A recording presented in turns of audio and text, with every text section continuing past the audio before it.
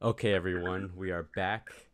Episode 2. We're taking a look at Jorge's little web app that he made for his classroom that lets students click on their name and then log an event, such as if they were late or not, etc.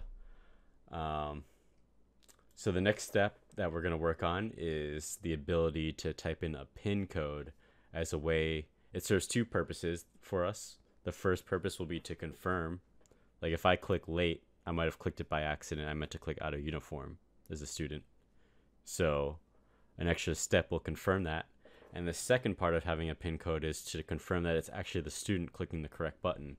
Because the student can click the wrong button here and click on Sally, and that would log lateness for the wrong person. So it's like twofold what we'll do there. So any questions so far? No, so far so good. All right, so I'll just dive into it real quick. So the way we'll do this is I'll just type some code and then you know, won't be the cleanest thing, but you can clean it up later. As you could also see that I also in app.js, he had an array of students. I copy pasted the first student several times, so they all have the same name. So let me give them some different names first. Sally, Jill, and then Adam. Those are good names. And then last name, they're all just gonna be Smith. They're all the same last name. Just it's a very typical school. And let's give them all different student IDs. So we're gonna use their student ID as their PIN code, or at least the last four digits of their student ID. Yeah. So 2, 3, 4, 5, 5, 6, 7, 8, 4, 5, 6, 7. And each student has an array of when they were late, when they were out of uniform, when they went to the bathroom. Do you think that So was a smart way to like that was a logical way to do it? Or So yeah, there's a lot of different ways you could do it. The general when you I've been through the MongoDB University, the official way, and the official way they tell you to do it is to do it in the way that the app views your data. So you could do it like you could have a separate collection. You could do like scope.latenesses, and that could be an array of late events. Or you could not do that and just do one collection like you have here, and then put an array for each object. This is like a common problem in document-based databases like MongoDB. Like, how do you design this? In relational databases like SQL, you would, of course, have a different table for every little thing. You'd have like a late table, out of uniform table, because yeah. you don't have nested arrays. I mean, you technically you do, like Postgres has that, but it's just not the design pattern that they go with. So what Mongo says is to, since your data is being viewed in a way such that when you access the student, you get the other stuff, they would probably recommend you do it this way. Okay. Um, Over time, I mean that'll work quickly, but over time you might want to go into a more longer term solution where you separate it out into separate collections. You know what I mean? Yeah. As opposed to within the same collection. So yeah, lots of different ways there. But for now, keep it super simple. All Yeah. one collection. Let's say I had like, 10 million students. If I wanted to like see all the out of like if I wanted to see all the times like all the students were out of uniform, it has to go through the entire thing Yeah, probably. it would be way too slow. Yeah. So So this maybe it works makes for more now, sense. but when you do more advanced analytics, you're gonna want to separate it out somehow. Yeah, I was just thinking of that. So maybe that would be a good reason Yeah, to do yeah. it the other way You later don't have to on. do it now. Like you could do it later. Yeah, I could do that. So when you click on, let me refresh this. Okay, so we got Adam. Hello, Adam. Hello, Bob. Okay. So what we're gonna do when you click late, let's have it do something. So where is that late button? Late, add date time. So you made this add date time function and you passed in the student, you passed in the late array. Yeah. Um, and you made it so it was scope.addDateTime equals some sort of array that you're passing in, Hmm. and then you're logging the current timestamp in milliseconds. That's fine. And then you're pushing an object onto their late array, essentially, Yeah. whatever array you pass in. Yeah. And when you showed this to me, I did have an issue with it because um, I mean, it makes sense. You could do it this way. Another way to do it that I would probably do, um, I would call it add a lateness or something, and this would be like add out of uniform. This would be add bathroom, Hmm. and then I would put a student ID as the argument. I think that's a more industry standard way of doing it, I but this ori- also I works. originally started out like that, but then I thought, I'm doing like the same function, recording the same date time for all of them. So I thought it was more efficient to use the one function, add date time, and then just apply it to the different arrays. But Yeah, that's true too, but you shouldn't confuse the DRY principle, do not repeat yourself, um, with sacrificing readability, um, because this could be confusing to another programmer if you're working on a team. yeah. And yeah, if you get like a programmer job, you're gonna be working on a team, so it's got to be like understandable. Hmm. And add date time sounds like some sort of function that adds time to an existing time object and spits out a new time object. That's what it sounds like to me. Oh, okay. Um, Yeah. so that's how another programmer would see it. So when you're, working with other people, which you should always, even if you are working by yourself, you should still act like you are working with other people because your future self is like another person.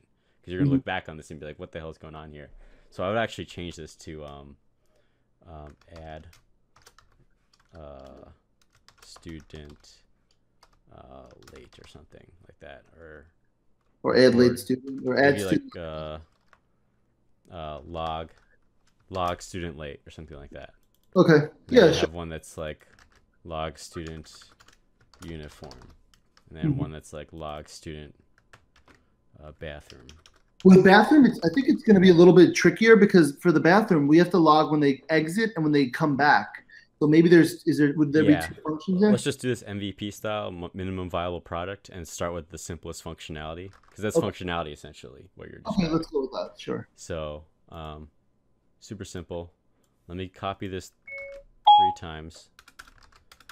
Because yeah, like you just said, there's going to be different functionality for the bathroom one. So already you're talking about different functionality for each of these. So you're not, you know, I do a lot of copy pasting, but I always go back. So log student uniform, log student Late or lateness. lateness, log student late, and student. I'd prefer student ID, but you can pass in the actual student. So let's just do active student. I'm gonna delete these other array specifications here. Save that. Nope. Okay. And then, oh, what was the array called?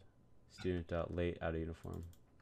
Okay, so this one is student.out of uniform, Yeah. student.late, and then bathroom. Okay. Student.bathroom.push. Okay. So this should work. Let's see if this works. Adam late. And then there we go. Adam now has a date time object in his late array. Okay, so pin code. We're going to use these student IDs as the pin. So now what we can do, how can we do this? You have log student uniform. So let's try the first one, log student late. Let's do some sort of confirmation, like if, let's say, let's just type the word confirm just to think through this problem. Okay. If it's confirmed, then go ahead and do it. This is kind of like pseudocode. I never made a confirm variable anywhere. This is new. And then if it's not confirmed, then let's go through the confirmation process. So let's, okay. Let's like to do it like this. If we confirmed it, do it. If not, let's do this. Let's do a scope variable because we know it's going to involve the scope, which is the front end. Because when you click the button, it's something on the front end is going to change such that you'll have to type in your pin. So let's do scope dot show. I'm going to show some sort of confirmation dialog. You know what I mean? Like on the form. Sure. Let's call that true. So, okay. Wait, let me Then, just, so if confirm, so actually, you know what we could do? Show confirmation. and then show confirmation form. Let's call it that. Uh-huh. And then for Yeah. this if statement, we could do something like scope dot is confirmed. Mhm. If it's confirmed, proceed. If not, which is what we're going to say here, it's not confirmed. Yeah. In fact, I want to make sure it's false before I show the form. I always like to do like the UI things last when I do things. So again, is confirmed and show confirmation form. I just made these scope variables up, and we're going to manipulate these on the front end somehow. So what we're going to do is save this. Now nothing should happen now if I refresh this, click late. I don't think anything happened. It closed the modal though, which I'm not sure why it did that. I have the data dismiss modal. You see that? Oh, So oh, oh. it gets Let closed. me try that. I'm You gonna can, get rid of this. yeah, you can remove it. Save. Let me just see if that. Okay, and then close. Okay, that should be fine. Mhm. So this is show confirmation form. So that's gonna hide everything. Let me take a look at your modal.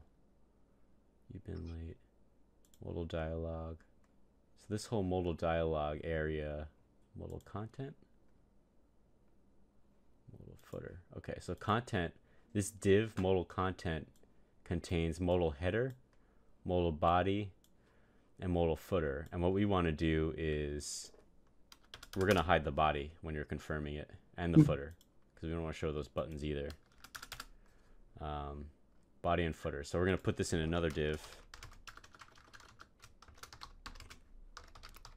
equals, no class, ng show. We'll put some logic for ng show on this new div that we're making. So we're only going to show it if you're not in the middle of confirming Yeah. your situation. Let me add some indentation, and then we're going to make another div with the actual confirmation form. So div. So this will be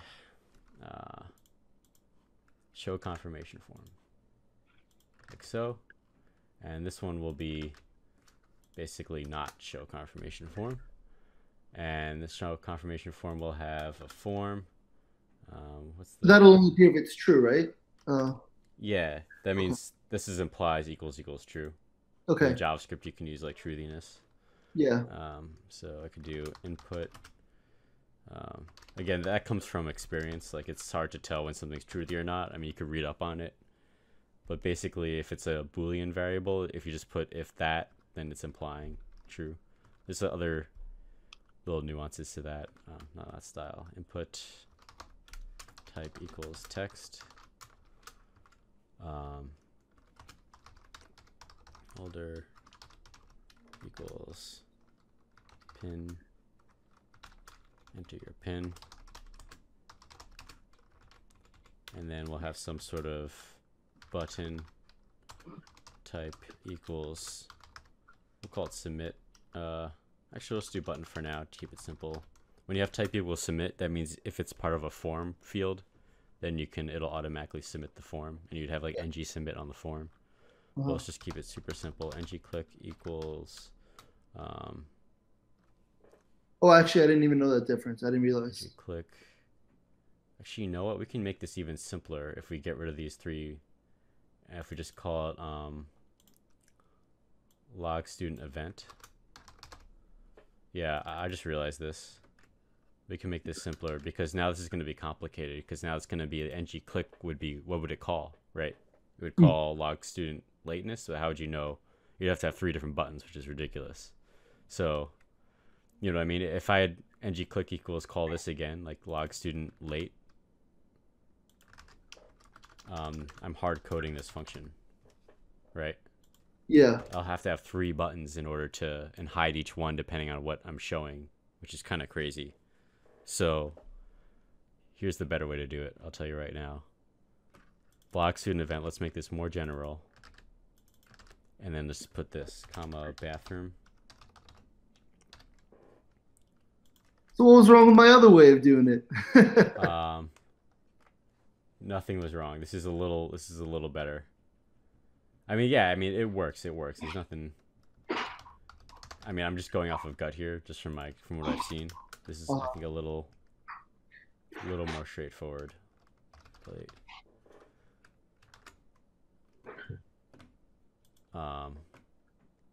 So log student event. Let's call this. Let's get rid of this other stuff.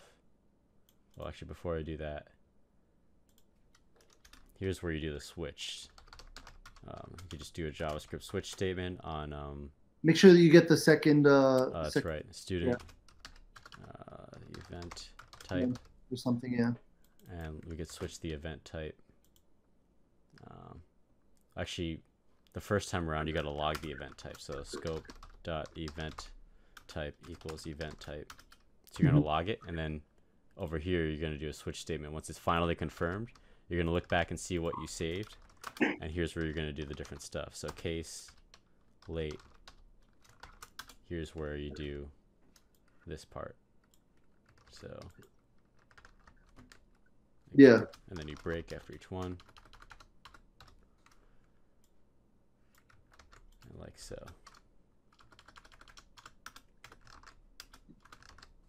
And here's where you could have uniform. I put uniform, and then I did bathroom. Yeah. What's it called? Uniform. Okay. Okay, it's starting to get a little big, but at least I can delete these other guys now. And again, if this function gets too big, maybe you could break this part out. You know, you could always break it down to smaller stuff. But still, we're sticking true to if it's confirmed, do this, else do this. Okay, so we got our confirmation form. ngClick equals confirm form, something like that. We'll make that another scope function. So actually, we can make this even simpler now. Scope dot confirm. I'll call it confirm event because you're confirming the logging of an event, and that'll be a function. And what we're going to do is going to move all this down here into here, so you don't have to worry about this is confirmed thing. So when you confirm it, it's going to be deleted. This is how I really think through things. I iterate as I go, you know. So first, when you click log the event, you save the event type and you show the confirmation form. That's it. Then after you type in your pin or whatever, then you come to this function and it figures out what was the event type. Okay, now push it onto the array. So enter your pin. Can you go back for a second? Yeah. Will it have access to the event type? It's on the scope? It's on the scope, so it saves it. Okay. Yeah, you could save it actually in a variable. Like I could do like var event type up here. Yeah. Inside this function, so it's like a global variable. That's also a way to do it. Global within the controller, I should say. Yeah, within the controller. So this is ng model equals pin or student pin. Okay, when you confirm the form, just have a quick if scope dot student pin. If it doesn't equal the active student, I think we're saving active student over here somewhere. Yeah. When you click it, yeah, it sets student. So when they click the button to open the student, we set the active student. Where is it? Right here. Yeah. So what we can do is if it doesn't equal scope dot active student dot was it student ID? Oops. Then we're gonna just we're not gonna do anything. We're gonna return. Maybe we'll return an alert saying wrong pin, something like that. So return means it'll cancel this function. It'll leave it, and that should do it. Let's see what happens. Adam, late. Nothing happened. Let's see what's going on. Do you have to restart the server or not? Oh, I gotta refresh the page. Adam, late. Enter your pin. Oh, I didn't put anything on the button, but let's just try it. 1, 2, 3. Didn't do anything. Oh, did I not put anything on the button? Oh, let me just say submit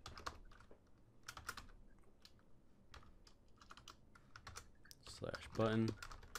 ng click equals confirm form. Oh, sorry, confirm event. Yeah. Event. That's a little more descriptive. Okay, let's try this again. Move this over here. Adam, late, 1, 2, 3, submit, wrong pin. Okay, let me try 1, 2, 3, 4, submit, wrong pin. What's his pin? Oops. So something's not right here. Adam's pin. Oh, Adam is 4, 5, 6, 7. Sorry. Late. 4, 5, 6, 7. Submit. Student is not defined. Oops. App.js. Sorry, this should be. I'm gonna move this down to the bottom. Yeah, that's fine. Oh. This should be scope.activeStudent. So let's do this. Because this is not. Oh yeah. Yeah, I don't have it anywhere.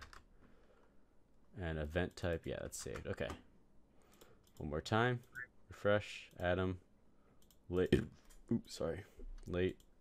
4, 5, 6, 7. And I think it did it. Yeah, it doesn't automatically close the. Let's try it one more time.